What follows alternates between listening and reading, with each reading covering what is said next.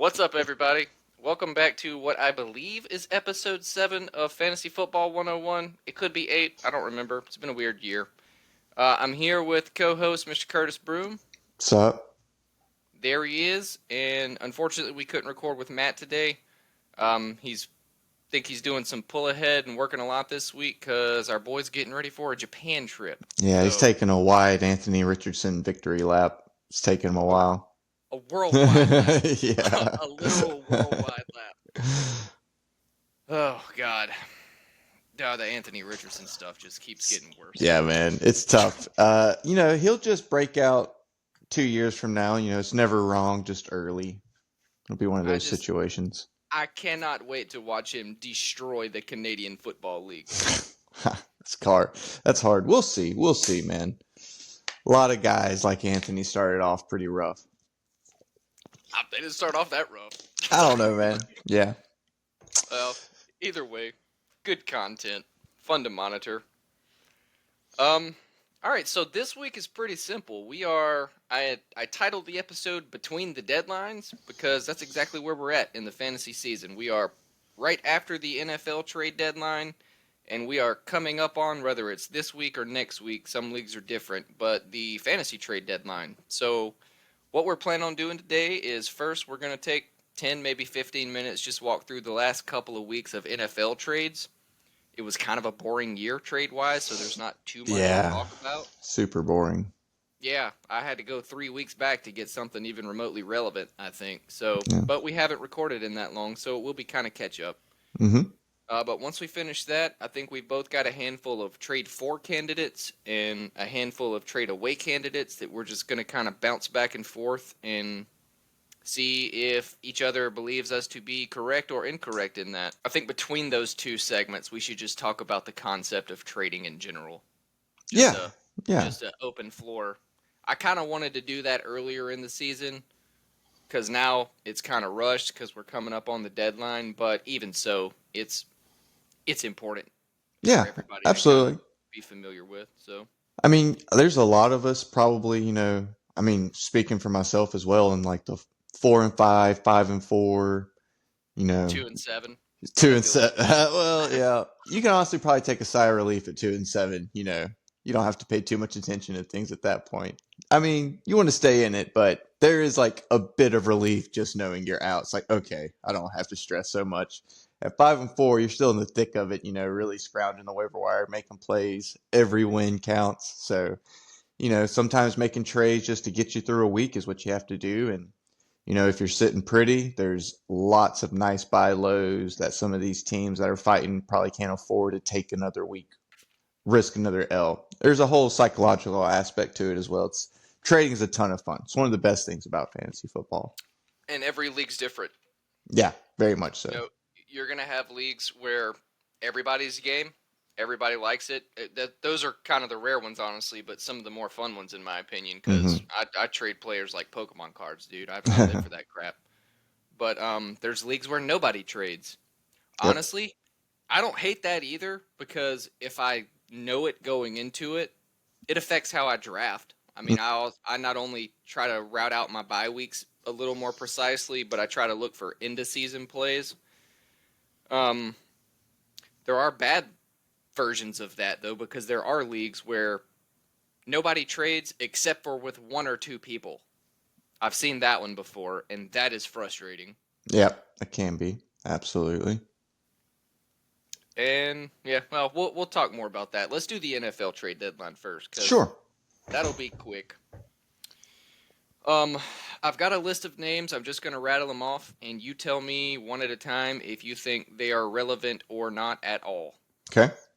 And this is going from the end of Tuesday all the way back to about week 8. It's kind of when stuff started heating up a little. Yeah, Devontae Adams, big trade. Yeah, well, that's fine. We'll start there. We'll start with Devontae Adams. Yeah, I mean, I think relevant. I mean, this last game he played, he just went off for 9 receptions, like 68, 70 yards and a tutty. I mean, in every game, you could tell those first 2 games, him and Rodgers, as much as they've played together, the chemistry still wasn't. They had to get on the same page a little bit, and the targets have been there every game. I mean, think he's had like 9 targets almost every game, like averaging close to 9 targets a game Yeah, with he's close to Rodgers. 20 already. Yeah, I mean, so that's sweet. I mean, you keep giving me those targets to Devontae Adams, eventually it's just going to consistently hit. So I would say relevant, and at this point, doesn't seem to be affecting Garrett Wilson as badly as some may have thought. That's what I As was gonna add. Is 2 weeks ago, if we would have talked about this the day it happened, I would have said, "Get what you can get for Garrett Wilson.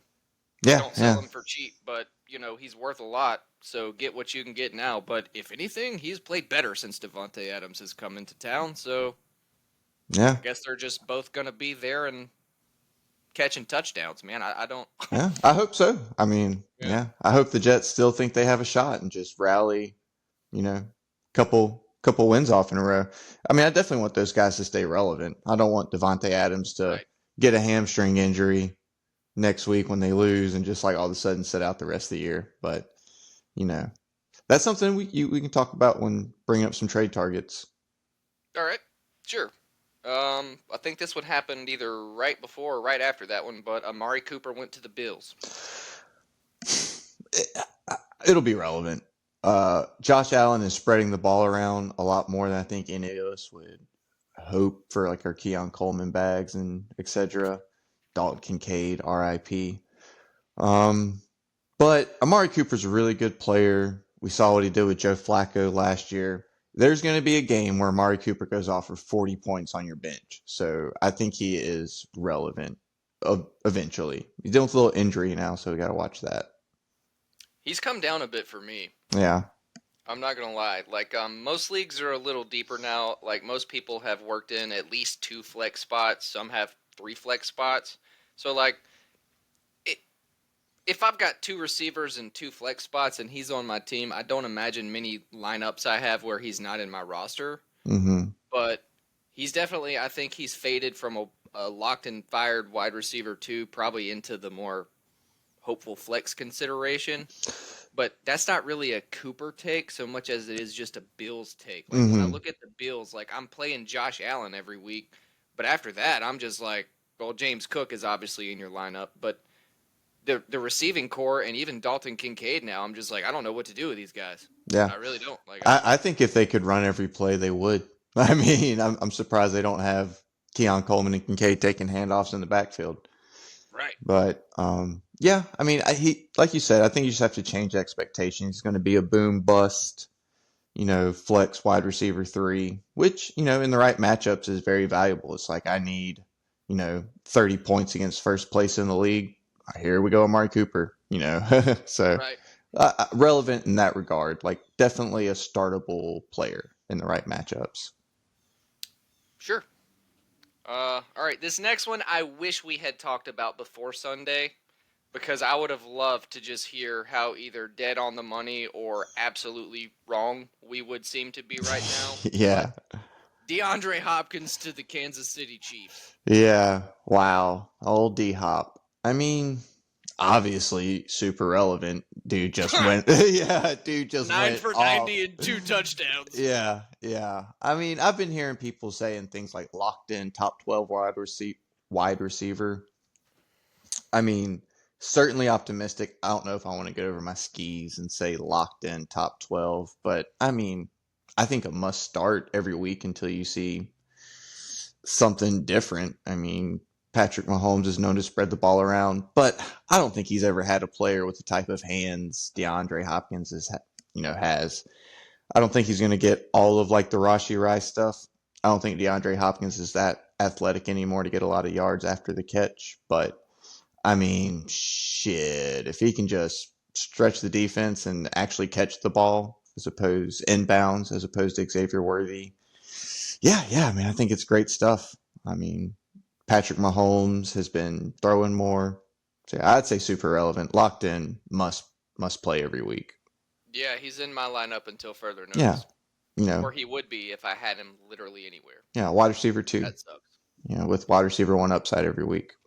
Right. And he looked good, too. Yeah, he looked God, real dude, good. he looked real good. Yeah, happy to see it. Good lord, can you imagine just D Hop being in Tennessee all year right now? No. Yeah, No, I can't. good for him. You'd love to see him just go win a Super Bowl. Like honestly, at this point, if it means DeAndre Hopkins finally, he doesn't have a Super Bowl win, I don't think.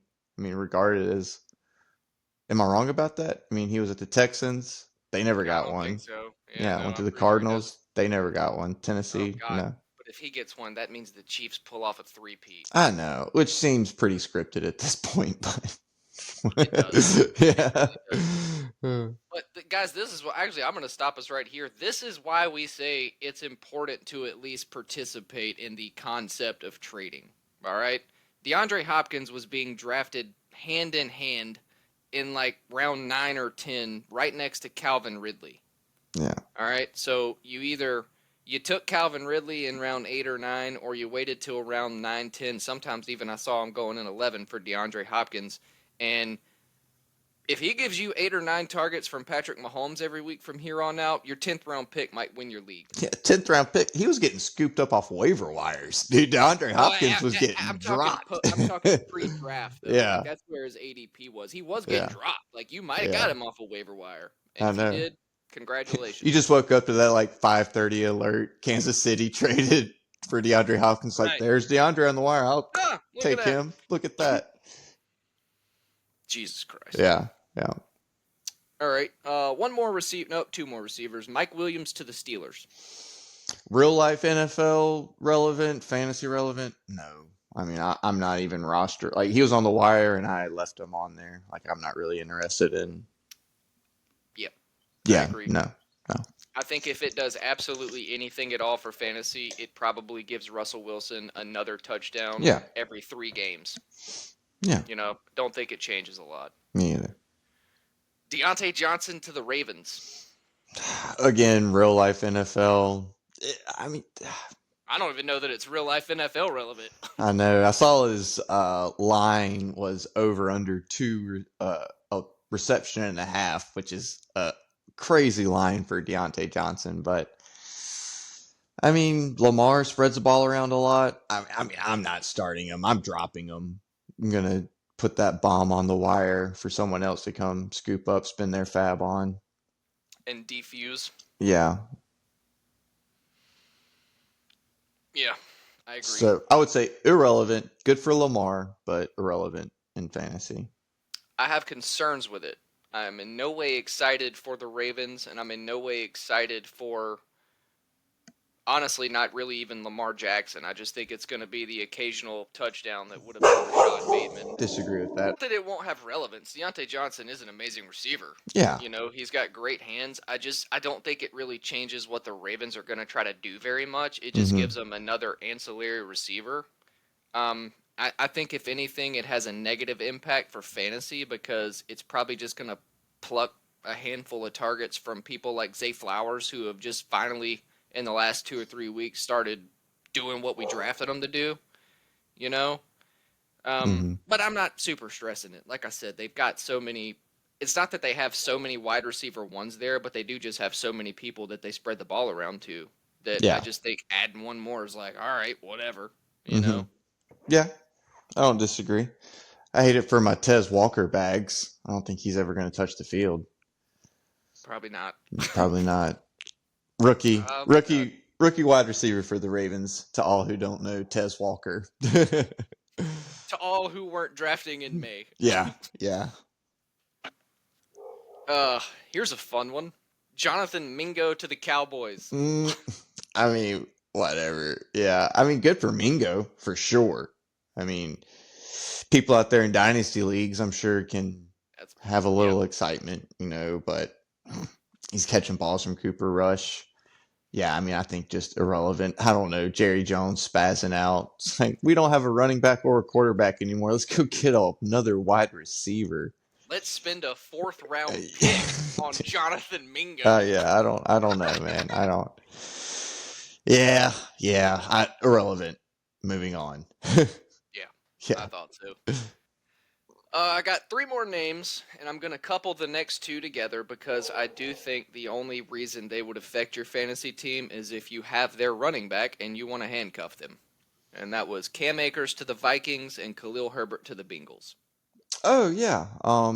Exactly. Yeah, I think Cam Akers has replaced Ty Johnson as the handcuff to Aaron Jones. Surprising. I was kind of high on Ty Johnson in the offseason as far as like handcuffs go. So yeah. So if you've been holding Ty Johnson, I think you just drop him, pick up Cam Akers, and yeah, if you have Chase Brown riding high on that explosion breakout performance he's starting to have, definitely get Khalil Herbert, just lock down that whole running back room in uh, Cincinnati. Forgot where he was at for a second.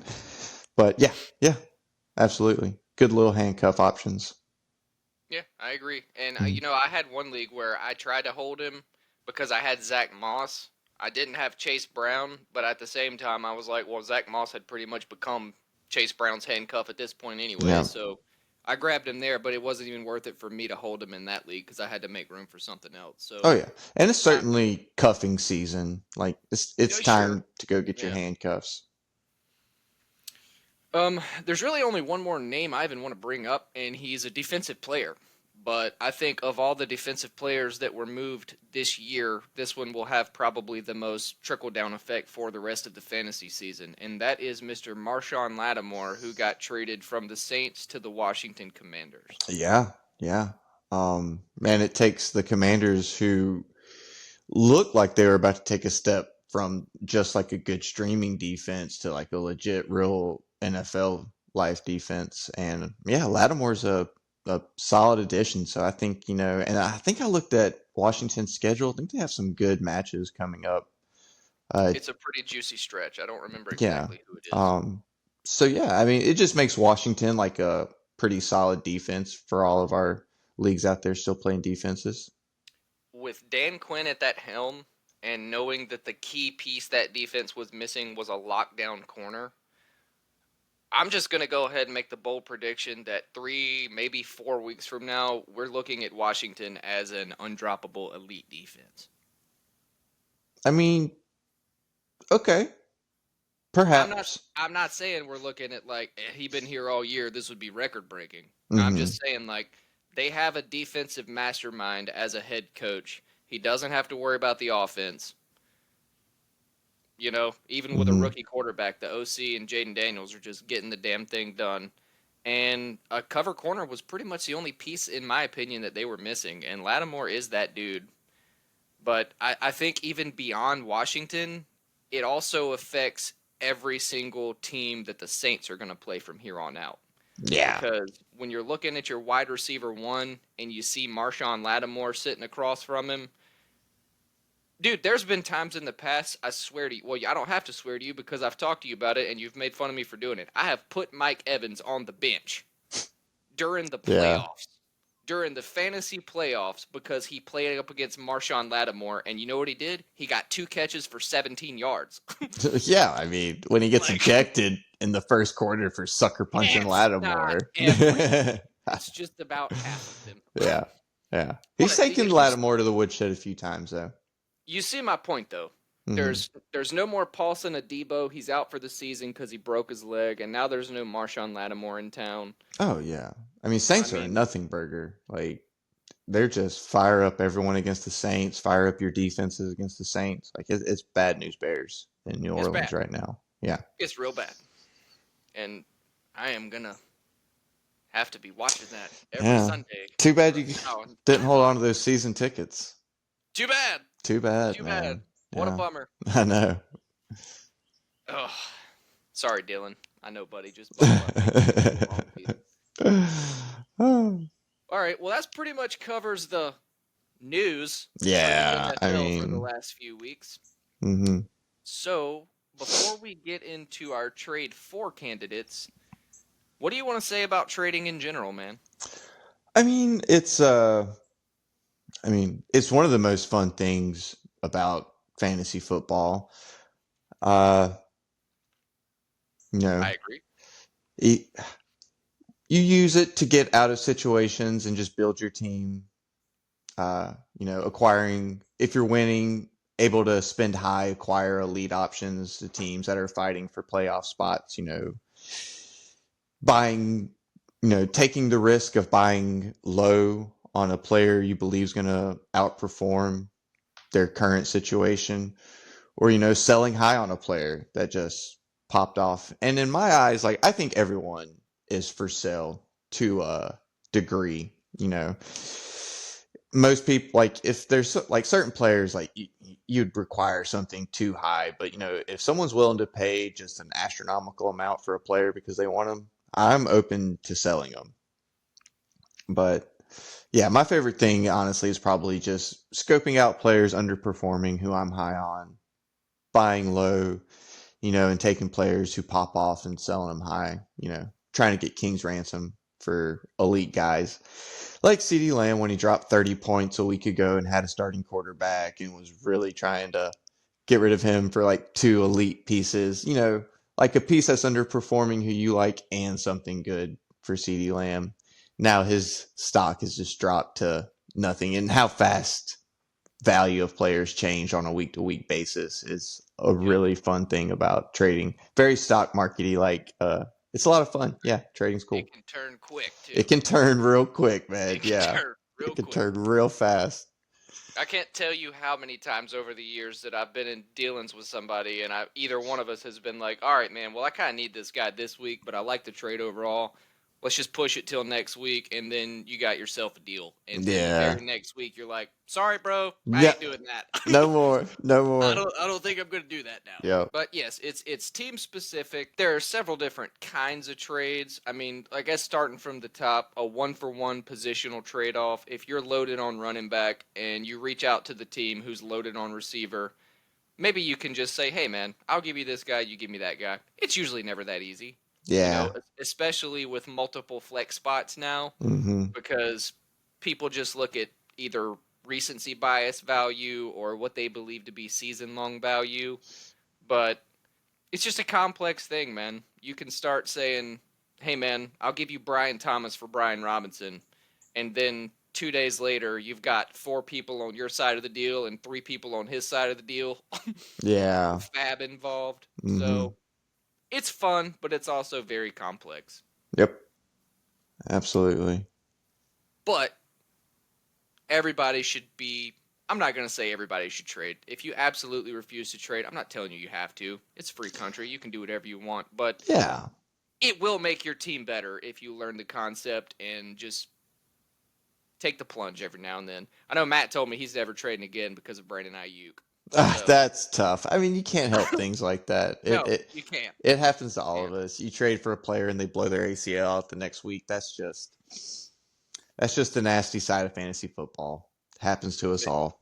Yeah, and certain people taking victory laps after the fact, like they knew that was going to happen. Well, Look at that's you, Eric. I mean, it's kind of gross taking a victory lap on anybody who like has a season-ending injury, but No, well, no. To be fair, that's not what he did. oh, okay. He was talking a little shit and said, "I want the trade," Oh, and it's yeah. like, well, Well, yeah, obviously, obviously you want the trade, bro. obviously, yeah, yeah, obviously. Yeah, I'm not gonna throw the man under the bus. He wasn't coming after Ayuk personally. Oh, yeah. Okay, yeah, I got you. I thought you were talking. I didn't know this was like someone we knew personally. I thought this was like something you saw online, like a tweet or No, something. no, no, Yeah. no, no. This is just just in the 2 game group chat. Oh, got you. Cool. All right. So how you want to do trade for? You just want to go player for player, or you want me to work my list and then you add whoever you want at the end, or Sure. Yeah. We can do player for player. I'm cool with that. all right. Well, I'll start us off. The guy at I've got a few on here that are top guys. And in the event that you're reaching for one of these guys, this is assuming that you have just a lot of assets on your team to unload. Because this is kind of where I'm at this point in the season. If I've got a team that's 6-3 or 7-2 or hopefully 8-1 or maybe in a crazy world 9-0, I don't mind to unload my assets. I'm like, Yeah. I'm in the playoffs already. I'm probably gonna have a bye, so I'm looking for number ones, number twos from teams that are hurting to fill out rosters. Mm-hmm. So the concept here is I'm giving 3 guys to get maybe this guy and another piece to spread my depth out just a little bit because I'm about to kill it. Mm-hmm. So Which is my starting off, favorite position to be in of trading. course, yeah, Yeah. that's always where you want to be. Yeah, Yeah. it's easiest to trade because Yeah. you don't mind to give up a little more than you Yeah. normally would. But the guy at the top of that list for me is Bijan Robinson. Trading for Bijan? Trading for Bijan Robinson, Okay. yes. All right. He is in full PPR over the last 4 weeks. He has got you over 20 points a game. He's averaging 23 points a game. He's at New Orleans this week. He's at Denver next week. He's on a bye.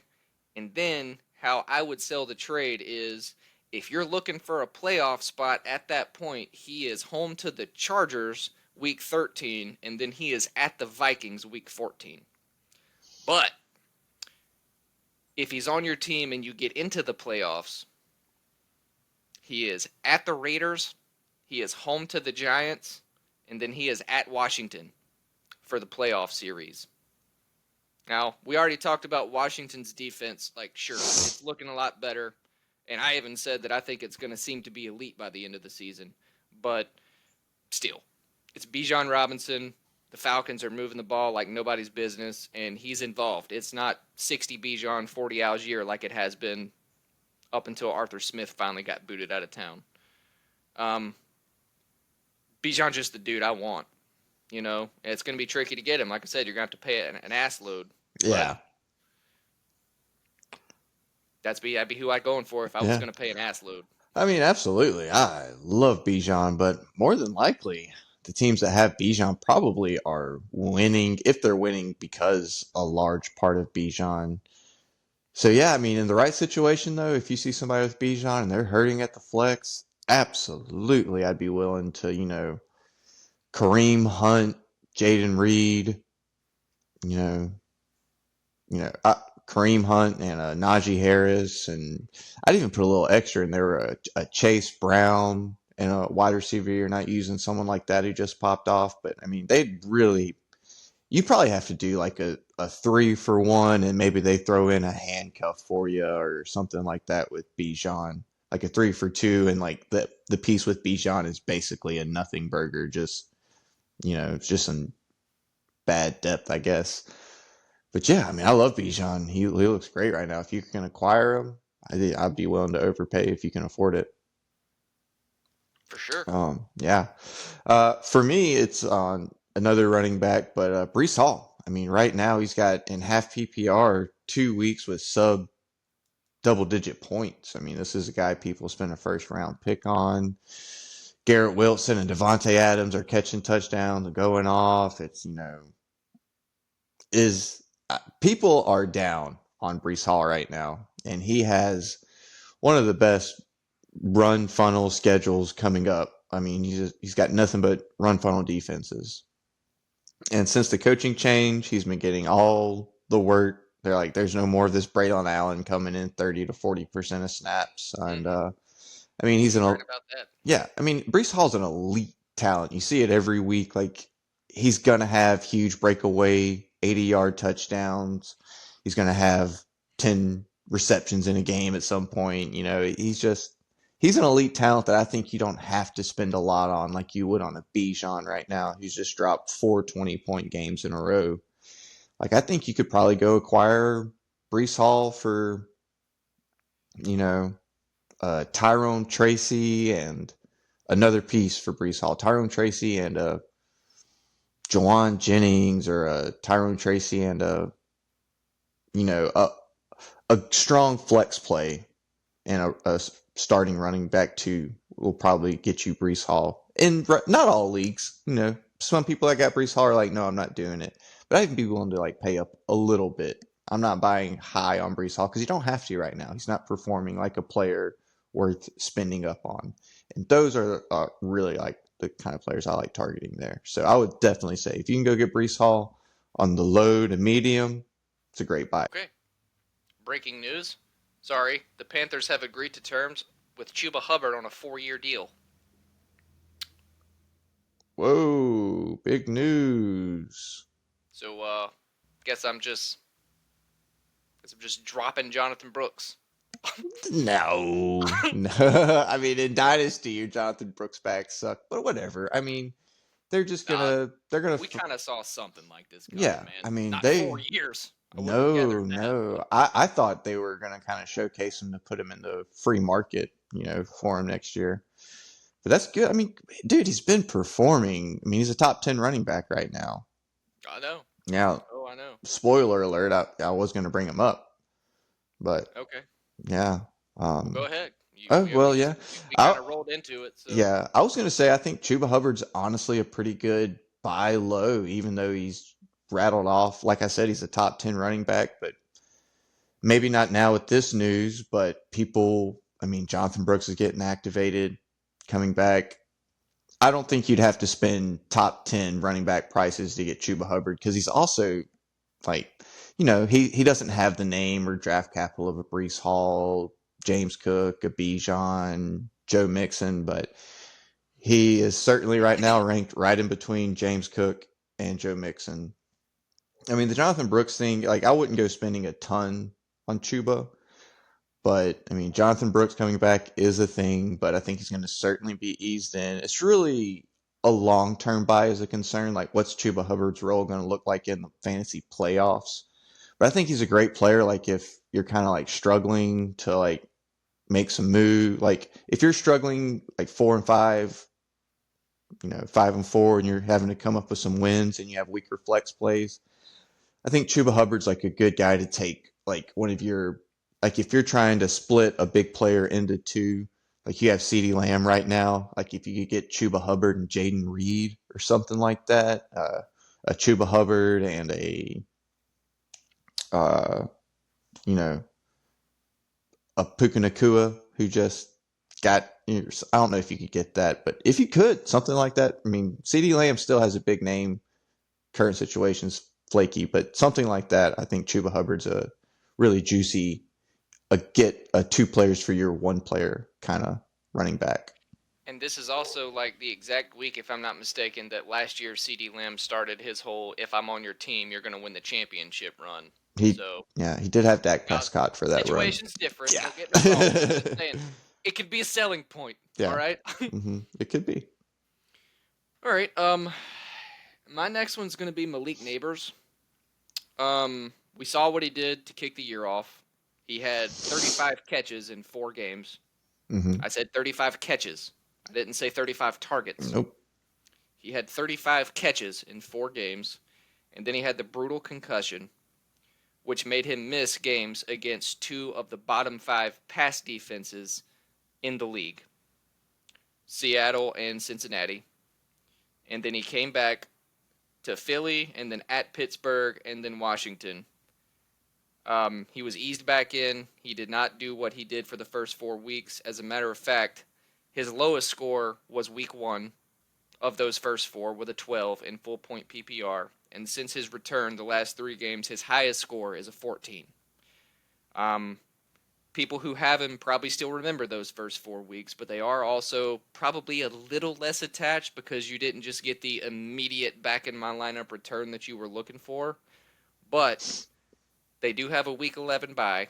But to finish the year out, they have Tampa Bay, pass funnel, at Dallas. You can do anything you want against the Cowboys right now. Home to New Orleans. We just talked about how bad they're going to be, especially with no Lattimore. And then to kick the playoffs off, they're home to the Ravens, pass funnel, at Atlanta, pass funnel, and the Super Bowl will be against the Indianapolis Colts, pass Mm. funnel. Malik Neighbors, I don't even know that you can get him. You'd probably still have to pay more than you would hopefully want to pay, but if I could get him, I would get him.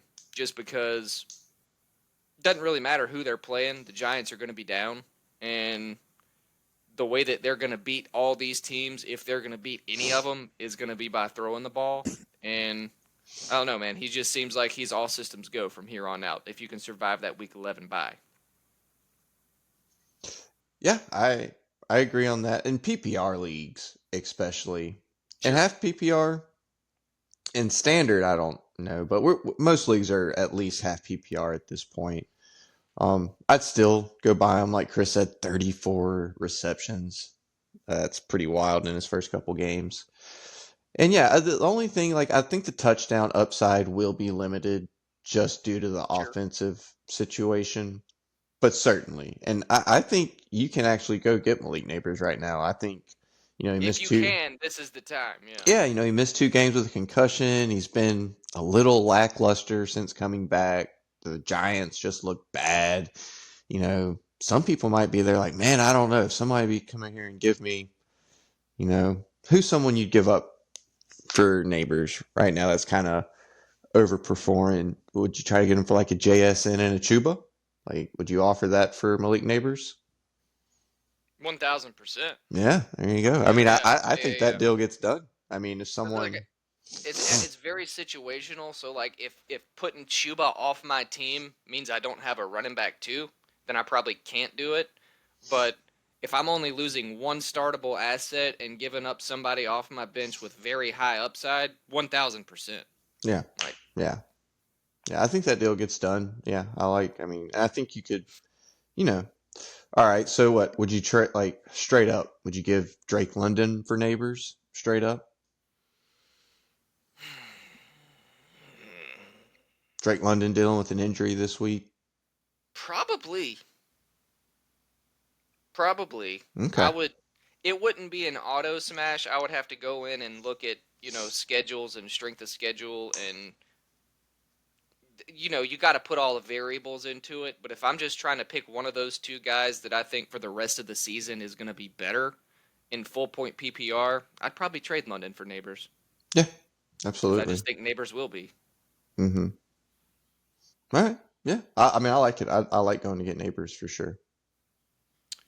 Um. All right, Oh, this one's my. going. Oh, go Oh, go ahead. ahead. Yeah, you're No, good. no, no. Go ahead. I don't know. I'd imagine you have this guy, but I was going to bring up Nico Collins right now because he's probably one of those prime players on a team that's like they're either out, which honestly, with teams who are just out of the running can be difficult because they sometimes don't even like open their phone until Sunday morning. But like if you see Nico Collins on a team that's 4-5, 3-6, I think he's a perfect like, hey man, he ain't gonna come back this week to save you. You got to have a play.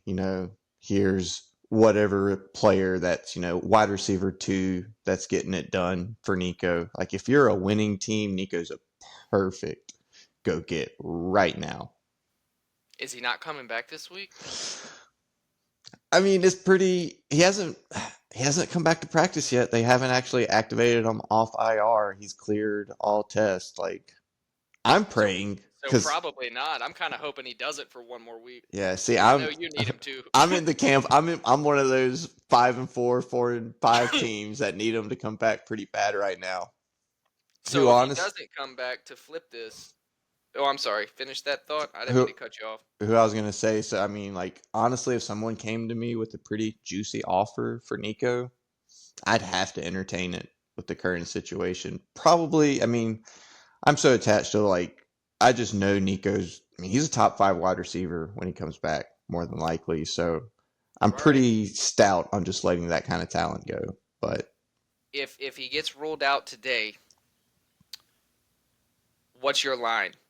Like, what are you taking for Nico in a league where you're 4-5?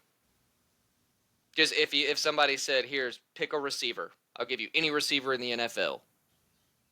I mean, I'd probably give him up for a Cooper Cup, Puka Nakua. I don't know. See, I would try to get a piece with it, like a cup plus a bench running back or something. I'm not really entertaining a straight up thing for Nico Collins right now. But if I had to, like gun to my head, yeah, the Cooper Cup range and up for Wide Nico. receiver 10, 11, 12, something Yeah, like that. Debo All right. Samuel, Cooper Cup, one of those guys, a healthy DK Metcalf. But that's the bar. That's the bar. Healthy DK Metcalf, and I don't know if I would take that. It would certainly have to be DK plus something for Nico. Okay. Yeah. No, I try, dude. Talking to the Nicoholic here, man. Yeah, and if you're winning, like you pretty confident you're walking the playoffs. I'm not selling Nico. Holding strong. Yeah. All right. This next one, it ain't gonna sound pretty, guys. This is not a Bijan situation where you know he's that good and you just want to go get him so he can finish that good on your team. This is I won't say it's a dart throw. This is just whatever. The Uh, combination of either or both of Kyler Murray and Marvin Harrison rest of season. It has not been good. mm-mm. It has not been good. Kyler Murray's still the QB9. Like Yeah. he is still in the top 10 as Mm-hmm. bad as he has looked for the last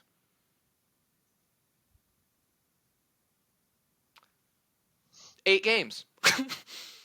No, he hasn't been that bad, but he has had his highs have been all right, but his lows have been super, super bad. And he and Marv are both currently coming off probably the worst game they've had all year. Well, no, Marvin dudded one time, so it wasn't his worst game, but they were both real bad. Yeah. And the Cardinals won. That's what's going to scare people.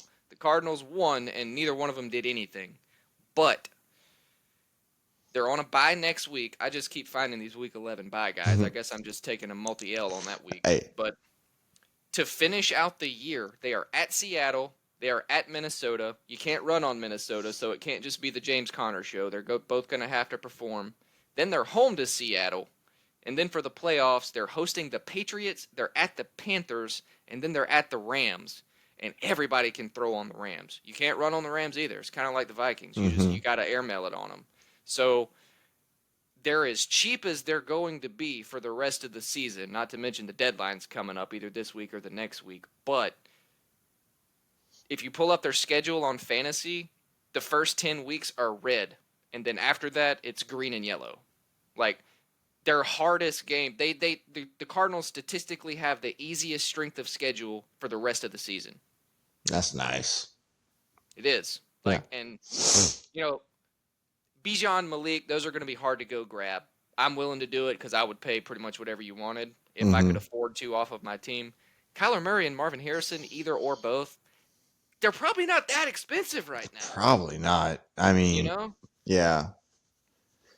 Yeah, dude. I mean, unless you'd have to buy them. So you're talking about like going to acquire both of them on your team. No, like I said, either or. Oh, either or. Like, yeah. If you need a quarterback, maybe look at Kyler Murray. If you really just want an upside receiver that's probably going to turn it around, look at Marvin Harris. I looked at a deal where I tried to package them together to, upgrade the quarterback and the receiver, just simply because I think that the two I was sending aren't going to be as good as those two for the rest of the year. But yeah, I think they're probably, of my list, they're probably the cheapest trade fours.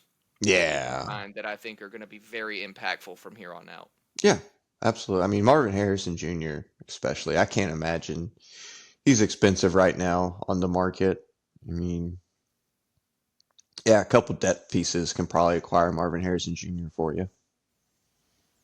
You would think. Mm-hmm. I offered Ramondre Stevenson and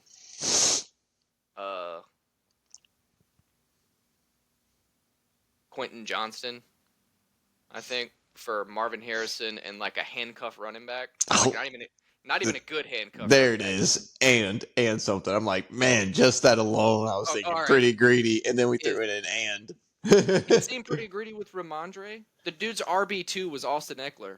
Yeah, no, Ramondre. I mean, Quentin Johnston's pretty gross, but is he? A little bit. I would want like Ramondre and Jawan Jennings over something like that. Harrison's not even a top 20 receiver right now. That's fair. I don't know. Like Ramondre and Darnell Mooney.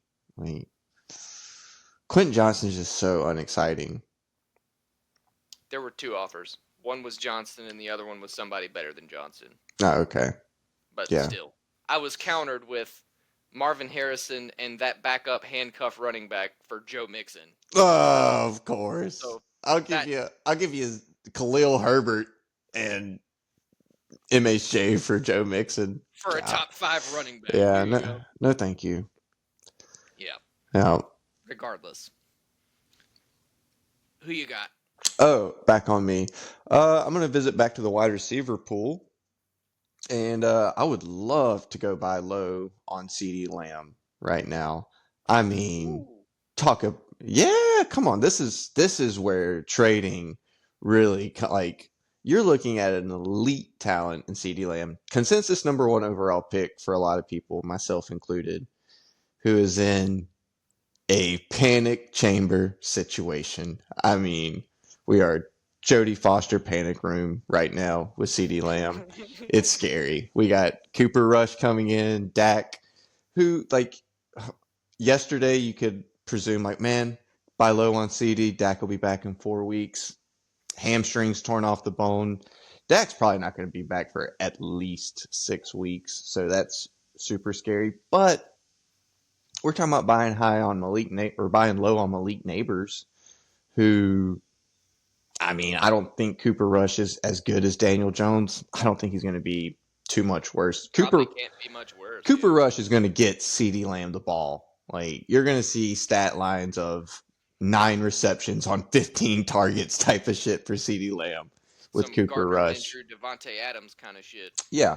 And Rico Dowdle's been good, but he's not like a Tyrone Tracy talent breaking out in the backfield either. So it's an ugly situation. The Cowboys haven't been good. CeeDee Lamb is an elite talent. He's going to continue to play hard. Dallas, it's gross, but I mean, you're not having to give up, a ton. You're not going to go have to spend. I mean, you're not going to get them for free. You're not going to offer them Quentin Johnson and Ramondre Stevenson and get them or anything like that. But I mean, Chase Brown and trying to give me a receiver, Chris. What are you offering for CeeDee Lamb? You have CeeDee Lamb right now, panicking. Trade offer comes in. Bink, you have a trade offer for CeeDee Lamb. Who are you sending trying to get him? He's on my team, or I'm going for him. Oh, that's a fair point.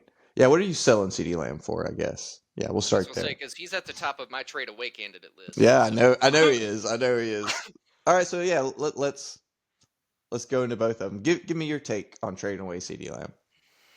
All right, so we are both familiar with that one league. We know the situation, so that's the one I will use to refer it as. Okay. I'm gonna need a running back, even an RB2, because at this point I think CeeDee Lamb is worth trading away to allocate usable depth. Mm-hmm. Now I won't just bench pieces for him. Don't get me wrong, but if I can get an RB2 and a wide receiver 2 in the deal, with the situation that I believe the Cowboys to be in, I think he is a sell while you can. So maybe something like God,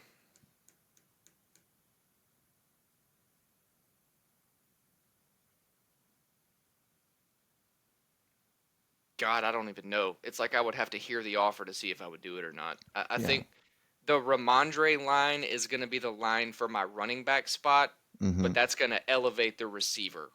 Correct. Or vice versa. I can take a better running back and a wide receiver 3, or I can take a slam wide receiver and an RB 2.5. Yeah. Like, I'm going to want value for him. That's why he's at the top of my trade away candidate list, because I just think the value goes down from here on out. And plus, we're at the deadline, pretty much. So, maybe like a Ken Walker and a flex spot. Yeah. Yeah, absolutely. I mean, or is that too smashy? Like that's what I would want for him, but it's also to me, it's like realistically, what am I going to get for him that would be worth it to me? So I really don't know, man. Yeah. Now, if I was selling Lamb, that's what I would. Correct. That's what I'm trying to get for Lamb. I'm trying to get Kenneth Walker and a starting, a strong flex wide receiver, James Cook and a strong receiver, something like that. Yeah, absolutely. If you're in the selling side of Lamb, I'm not selling low on Lamb, probably not even selling medium, but yeah, if you can sell high regarding kind of his situation, because right now CeeDee Lamb's the number 4 receiver in half point PPR. I don't think a lot of people would know that, just kind of with the season he's had, So yeah, I would use that, remind people that he's the top 4, try to get like, a Debo and a Ramondre, something like that, or a David Montgomery and Jaden Reed, combos like that, where you're getting 2 guys who can flirt with CeeDee Lamb's numbers, like on an occasion, have a cup of coffee with CeeDee Lamb, hang out with him. So yeah, trying to get two players in that caliber. But if I'm trying to buy CD Lamb, like all those offers are fair. And if I had the luxury to give those up for CD Lamb, I probably wouldn't give up K Walker and a good receiver for him. But yeah, if I had Debo and Ramondre, I might. I don't know. Debo is pretty valuable. I don't know if I personally would do that. I'm probably trying to lowball even more for CD Lamb. Like, Well, I can tell you right now, if I've got CeeDee Lamb and you come at me with Debo and Ramondre, done. yeah, there you go. Like there Um, will be no hesitation on my end. hmm Yeah, well, that's why I'm saying. Like, I think I'm Yeah. probably not trying to spend that much on him. I'm probably offering like Chase Brown and uh, a wide receiver three or something like in that vein. Like a Um, Chase Brown and like a JSN. yeah, something like that. If I need a running back, I'm doing that one too. Yeah, there you go. Like, he's acquirable for sure. I thought this was going to be a very different conversation, but honestly, it sounds like we're in full agreement on where the value line is at with CD Lamb. You're just on the trade for side because you don't seem to think that value is going to decrease, and I'm on the trade away side because I just think it is. Oh So no, I I do think I think think it. we value him the same, honestly. Like our Yeah. trade lines are pretty accurate hmm across from one another. Yeah. No, I think his I thought that was going to value. be a heated discussion. No. Lamb's obviously taking a hit, like without a question. And I think people are scarred from the Dolphins situation with Tua. Sure. Cooper Rush has been the backup for the Cowboys for going on what, like 3 years now. I think Yeah, this is yeah. his third year as the backup. He filled in for Dak 2 years ago. Honestly, I thought was pretty serviceable. He smoked me when I streamed the defense, whoever was playing against him. I remember because I was watching that game. I couldn't believe Cooper Rush was cooking me. But the guy can sling the ball. He's worked with CD in the past. He's familiar with this offense. They're not bringing someone in off the street like Miami was. I don't think he's going to have the ceiling of 150 and two touchdowns, but you tell me he's still going to get 9 receptions, probably still come flirt with 100 yards every game. That's what Justin Jefferson's doing right now. He's not getting touchdowns, and CeeDee Lamb will still get touchdowns. So I'm down to go Geriatric get him. Jones Geriatric Jones was on record saying that we are preparing to showcase Trey Lance. Mm. I Dude, that's real. That's real. I mean, that's why, like, if you just want to sell CeeDee Lamb and get out of this business, you can. But just don't make the mistake and Yeah, sell him for a bag of chips agreed. or something. Don't Don't. give him away. I Yeah. absolutely agree with Don't that. let someone fool you with I'll give you Kareem Hunt and Quentin Johnston for CeeDee Lamb or something. Like, don't do that. But if you can get respectable starting pieces for two pieces for CeeDee Lamb, or someone comes and offers you, like, it sounds like you'd take Drake London over CeeDee Lamb at this point. Hmm. You take Malik Neighbors over CeeDee Lamb at this point. Hmm. Yeah, I mean, so all right. Listen, I prefer those season long. I don't know if I would have the balls if I had CD Lamb on my team and somebody just offered me a 1-for-1. I don't know Yeah, that I could do that, me realistically either. Because speaking. I have CeeDee Lamb, and so if I saw like, hey, Malik Neighbors for Lamb, I'm probably rejecting it. Like, I'm probably like, Yeah, it's fair, but I don't think I want it. I just don't. I think I might do Neighbors. I don't think I would do London. I think Yeah, I might actually do Neighbors though. interesting. Yeah, yeah. I mean, just difference of opinions, but yeah, I mean, he still has good value. So if Mhm. I can afford it, I would love to go get Lamb personally on the cheap. All right. Well, I've only got one more trade for, and that is this is no stats needed. This is just a situational thing. It's Mike Evans. Um, Baker Mayfield's playing the best football he has ever played. Mm-hmm. He has no receivers currently, and he's still throwing for multiple touchdowns and 250 yards a game. Mm-hmm. Mike Evans will return, hopefully healthy. It is a hamstring issue, so you know we'll see. He's an older receiver, but he's not generally injury prone, so I'm hoping it's just a one off that they saw well ahead of time to just let him rest and get right. If he comes back and he gets right, their schedule is not bad for the rest of the year. They're playing a lot of pass funnels, and you can get him for cheap. I have been. I had him in Mm-hmm. two places, and I've made two trades in the last 2 weeks to just get him on my team. Yeah. One of them I feel like was on the low. The other one was about half and half, Mm-hmm. But I didn't mind to do it because I have the confidence in the player, you know. So yeah, Yeah.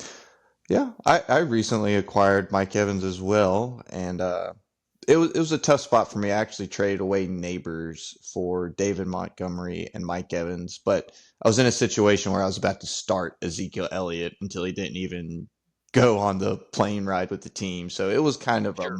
must acquire a running back, and I was able to get Mike Evans like a throw in with it, and yeah, that and he's already working to the side with trainers, which is very encouraging for his timeline.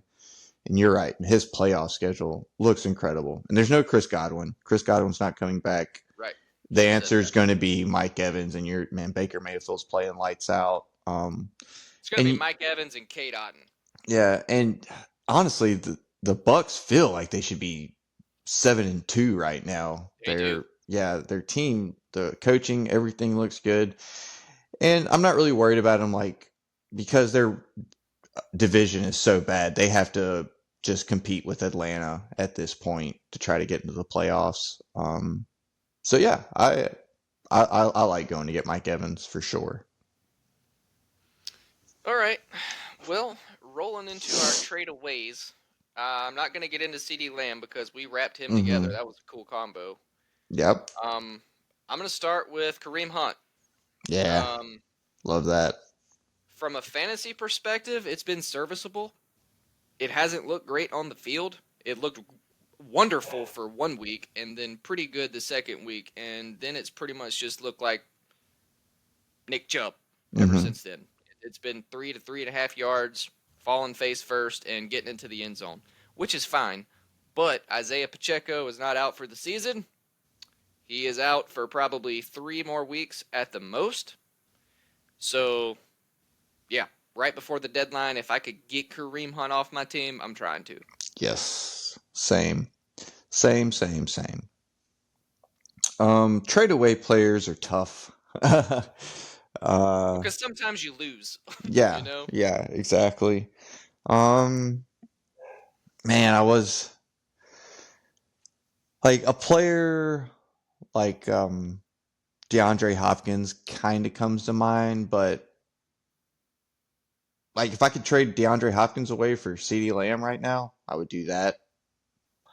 Uh, that's actually like that a lot.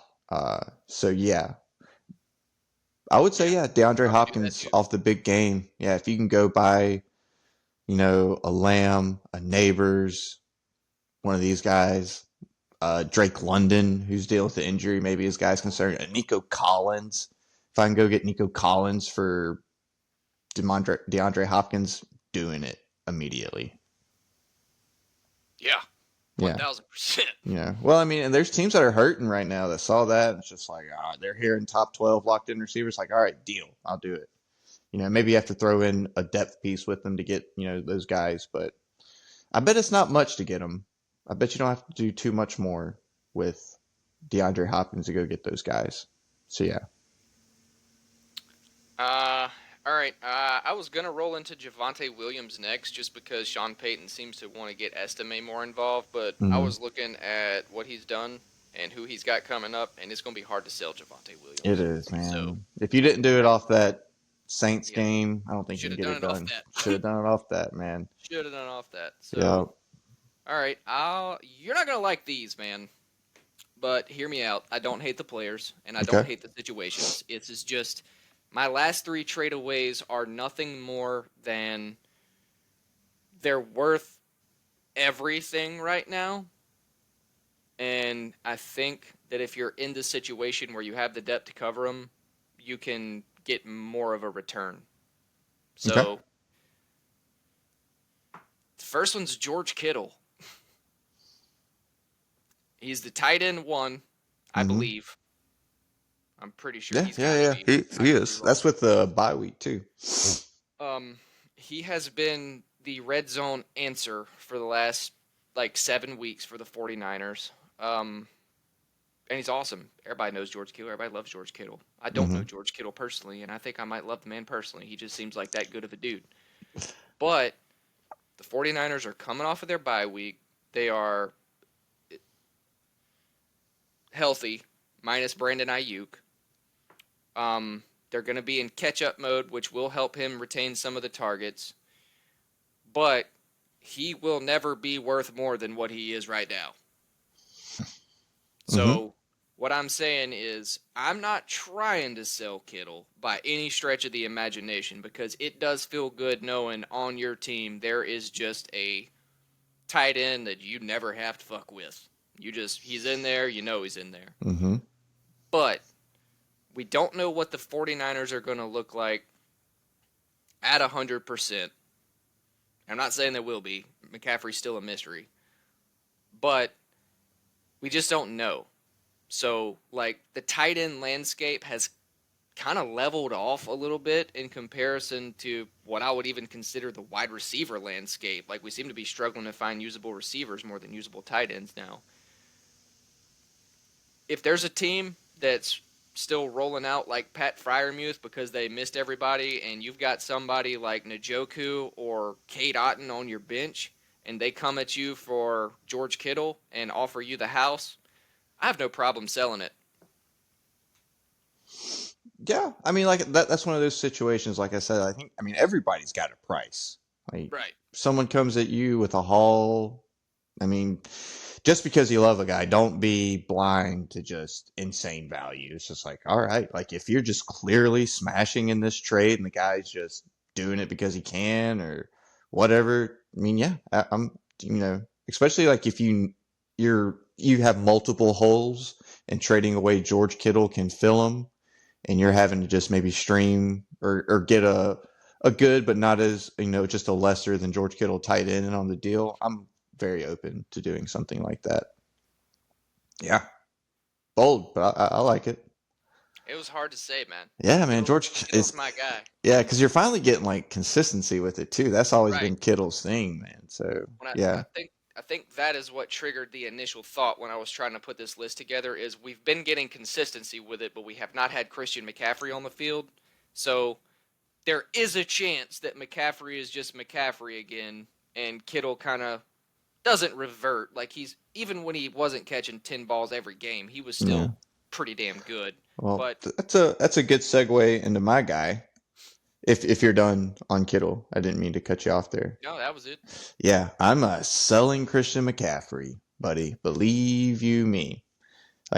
Just off the report that he's even limited at practice, but man, if I can take McCaffrey, go get Nico Collins, CD Lamb, some of these guys I've said to buy low, Malik Neighbors, like CD Lamb's one of those guys. If I could just straight up in a deal get, you know, a strong piece for, I would do it immediately. Personally, I'd sell CD Lamb. I mean, Christian McCaffrey for less than that, but people have higher value on Christian McCaffrey.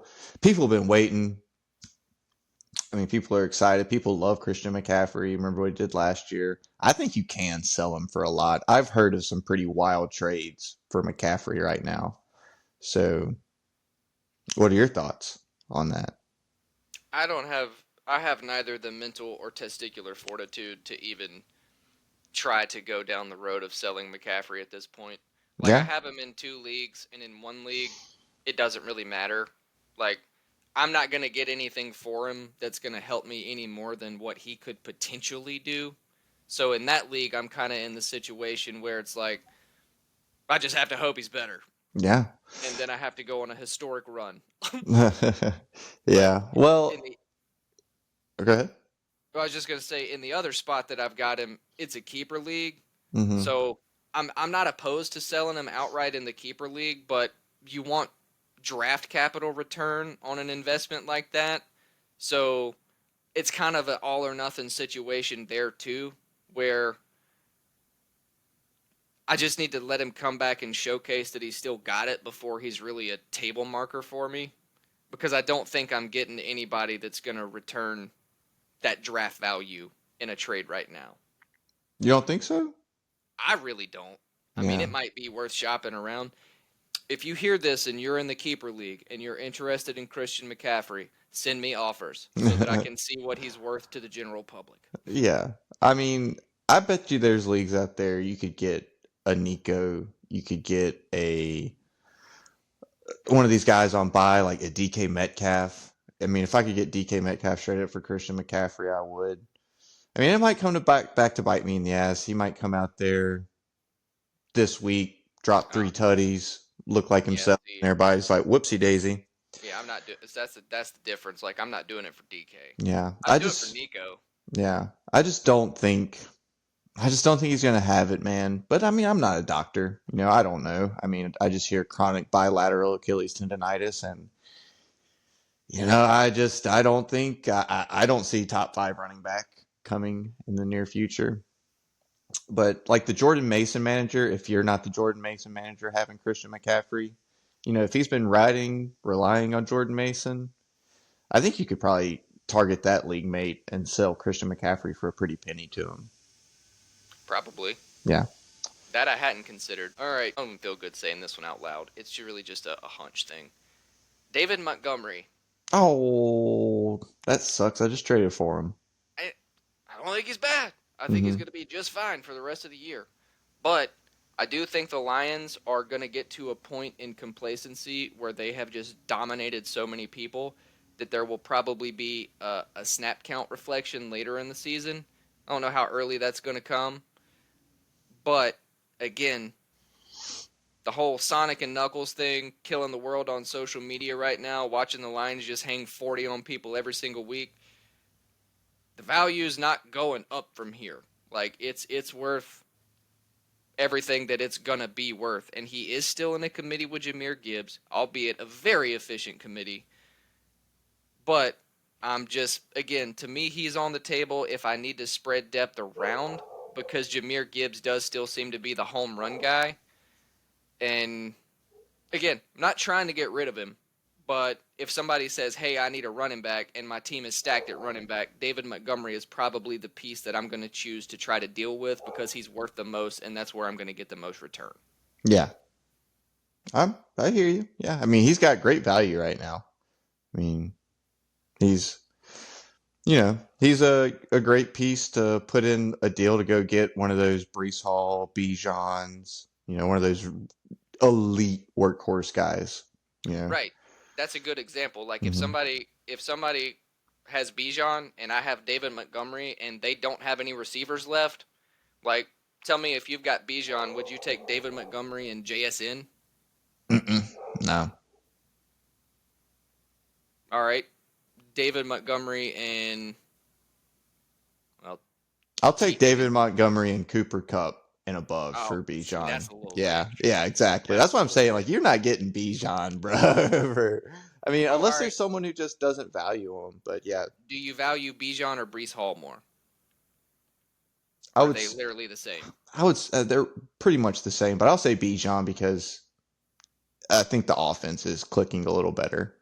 All right, so is it the same line with Brees Hall, though? Like, you're not taking David Montgomery and JSN? Yeah, no, I'm not doing that. All right. But you can get Brees Hall for that is the difference. Like, I'm not doing it, but there You are think it's people out fair, there you're just that not doing will it. sell them for All that. right. No, I don't think it's fair, but I think market value to some people is like, yeah, I'll do it. I'm over this Brees Hall thing. I never believed him in the first place. I just drafted him because it's where ADP was, and I don't like him. I don't even like the Jets. I don't like Rodgers' stupid face. Get him off my team. Yeah, like there's people that'll do that. That's minus the fact that I'm still not trading Brees Hall. That's how I feel about the Jets. So Yeah, exactly. I get it. So I don't like Aaron Rodgers' stupid face. yeah. So, I mean, you can acquire Brees Hall for that. I don't think you can acquire Bijan for that, Well, though. all right. Yeah, that was still my logic with Montgomery, though. Yeah. If you can use Exactly. them to upgrade, do it. But 100%. hearing what you would want back, I don't. It may not be worth it to even try. Because Yeah. I mean, I'm not giving up Montgomery and Cup. Yeah, I mean, I'm talking about if you're going for Bijan. Like, but but the Montgomery and JSN will probably get the deal done for Brees Hall in a lot of leagues. Like, that's a good offer to throw out there. That's how I'm using David Montgomery. But I'm not just put like David Montgomery's a big piece in a trade. Like, Well, sure. so yeah, Yeah, no, he's yeah, not the ancillary piece. yeah. And also, like, honestly, David Montgomery could be a pretty good trade for and trade away because he still like doesn't have. He was only a seventh round draft pick. It's still David Montgomery. Jahmyr Gibbs is the exciting one, but if you can, I think David Montgomery is a good anchor and trade for both sides. Hmm. No, I'm not going to Yeah, disagree with that. because he has contingent upside too. Like it's always like if David Montgomery gets hurt, Jahmyr Gibbs is a top five running back. Right. Well, It if goes Jahmyr both Gibbs ways. gets hurt, David Montgomery is a top five running back. Correct. So yeah, yeah, I like Monty both ways, buying and if you can sell him for a good haul, I like it. It's interesting to have these conversations because Yeah, we're in the minority, I think, after playing in so many leagues over so many years that everybody has a price. yeah, I don't think most people think that way. I really don't. But it is kind of interesting just to hear what that price would be. yeah, exactly. I mean, usually when someone's like says like someone's off the table, it's because they know no one's willing to pay what they want for that player. But every so often, you do get like a unicorn offer of just like, hey man, how about these two top 10 guys at a different position for this top five player? Just like Right. deal, Yeah. yeah, Yeah.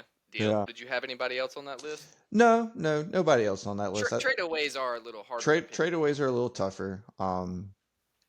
But yeah, but obvious tradeaways are like guys who low draft capital weren't really doing much, have popped off, and then you go trading those guys for people are going to be consistent, like Brees Halls and Bijans and things like that. Should we talk about the different types of traders in leagues? No, I don't know. I don't think because that's so league specific. And I'm about to have to wrap it up for the evening. I am Oh, unfortunately oh, cutting all right. grass today. I didn't Yeah, know that. I know. We'll clip it there, man. Thanks for making the time. Yeah, absolutely. Thanks And for. oh yeah, of course, man. This is all I think about and talk about every day anyway. We definitely won't be recording anything next week, which is why I'm super excited we were able to get the trade talks in before the trade deadline. Mhm. But I will talk to Matt and hopefully we can put something together for maybe the week after that as a last minute playoff prep episode. And then I kind of want to do one as we roll into the playoffs for sure. Okay, cool. But yeah, we'll figure that out there. Just PSA. It's Thursday night. Put your Thursday night players in your wide receiver or running back spots. Don't put them in your flex. It's a rookie mistake. And with that, thank you guys. Yep. Peace out, everybody. We'll Later. see you next time.